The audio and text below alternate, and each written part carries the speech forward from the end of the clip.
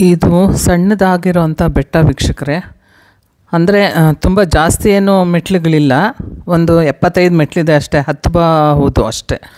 ಅಂದರೆ ತುಂಬ ಎತ್ತೆತ್ತರದಲ್ಲಿಲ್ಲ, ಸ್ವಲ್ಪ ಹತ್ತೋಕ್ಕಾಗೋ ಅಷ್ಟೇ ಅನುಕೂಲವಾಗಿ ಮೆಟ್ಲುಗಳು ಮಾಡಿದ್ದಾರೆ. ಇದು ಆನಂದಲಿಂಗೇಶ್ವರ ಸ್ವಾಮಿ ದೇವಸ್ಥಾನ ಹೆಬ್ಬಾಳದಲ್ಲಿದೆ. ಅಂದ್ರೆ ಮಿನಿ ಬೆಟ್ಟ ಅಂತ ಹೇಳ್ತಾರೆ. ಹತ್ತೋ ಅಷ್ಟೇ ಅನುಕೂಲ ಇದೆ, ಏನು ತೊಂದರೆ ಏನಾಗಲ್ಲ, ಹತ್ತಲಿಕ್ಕೆ ಅಷ್ಟು ಅನುಕೂಲವಾಗಿ ಮಾಡಿದ್ದಾರೆ. 75 ಅಷ್ಟೇ, ಒಂದು 70-75 ಇದೆ ಅಷ್ಟೇ ಫ್ರೆಂಡ್ಸ್, ಮೆಟ್ಲುಗಳೇನು ಜಾಸ್ತಿ ಇಲ್ಲ. ಮೊದಲಿಗೆ ಬೆಟ್ಟ ಅರ್ಧ ಹತ್ಕೊಂಡು ಹೋಗೋಷ್ಟೊತ್ತಿಗೆ ಮೊದಲಿಗೆ ಒಂದು ದೇವಸ್ಥಾನ ಸಿಗುತ್ತೆ, ಅದು ಕಾಲಭೈರವೇಶ್ವರ ಸ್ವಾಮಿ. ಬಂಡೆನಲ್ಲಿನೇ ಕೊರೆದು ಸ್ವಾಮಿನ ಅಲ್ಲಿ ಪ್ರತಿಷ್ಠಾಪಿಸಿದ್ದಾರೆ. ತುಂಬ ಅದ್ಭುತವಾಗಿದೆ ಫ್ರೆಂಡ್ಸ್, ನೋಡೋಕ್ಕಂತೂ. ಅಂದರೆ ಅದು ಕಲಾಕೃತಿ ನೋಡೋಕ್ಕೇ ಅಷ್ಟು ಚೆನ್ನಾಗಿದೆ. ಅಷ್ಟು ದಪ್ಪ ಬಂಡೆನಲ್ಲಿ ಕೊರೆದು ಆ ಭಗವಂತನ ಅಲ್ಲಿ ಪ್ರತಿಷ್ಠಾಪನೆ ಮಾಡಿದ್ದಾರೆ.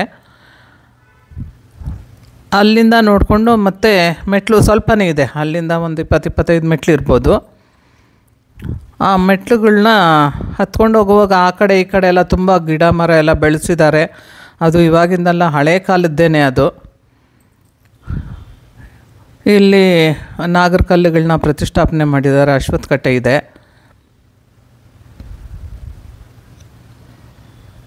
ಮತ್ತು ಅಶ್ವತ್ಥಕಟ್ಟೆ ಪಕ್ಕದಲ್ಲೇ ಒಂದು ದೊಡ್ಡ ಬಂಡೆ ಇದೆ.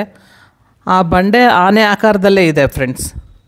ಅದು ನೋಡುವಾಗ, ಮುಂದೆಗಡೆ ನೋಡುವಾಗ ಪೂರ್ತಿ ಅಂದರೆ ಸ್ವಲ್ಪ ಮುಖದ ಭಾಗಕ್ಕೆ ಪೇಂಟ್ ಬಳಿದಿದ್ದಾರೆ, ಆವಾಗ ಅದು ಆನೆ ಮುಖ ಥರನೇ ಕಾಣುತ್ತೆ. ಆನೆ ಆಕಾರದಲ್ಲಿದೆ, ತುಂಬ ಅದ್ಭುತವಾಗಿದೆ, ತುಂಬಾ ಚೆನ್ನಾಗಿದೆ.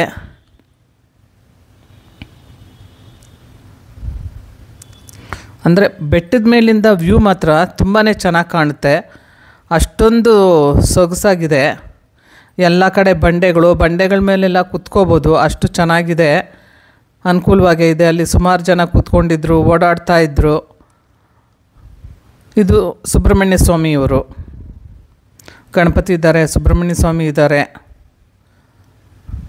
ಆನಂದಲಿಂಗೇಶ್ವರ ಸ್ವಾಮಿ,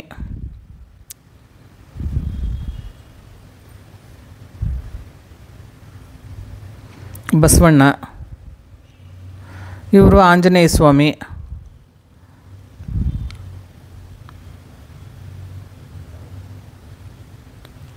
ಇವರು ಆನಂದ ಭವಾನಿ ದೇವಿ ಅಮ್ಮನವರು.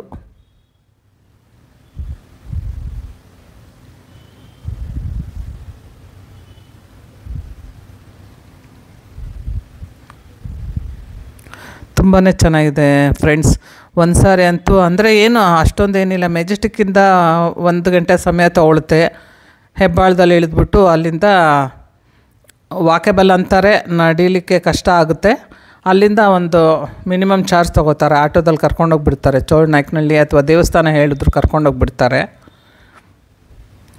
ಅಷ್ಟೊಂದು ಅದ್ಭುತವಾಗಿದೆ. ಒಂದಿನ ಅರ್ಧ ದಿನ ಆಗುತ್ತಷ್ಟೇ, ತುಂಬ ಟೈಮ್ ಏನು ತೊಗೊಳ್ಳೋದಿಲ್ಲ.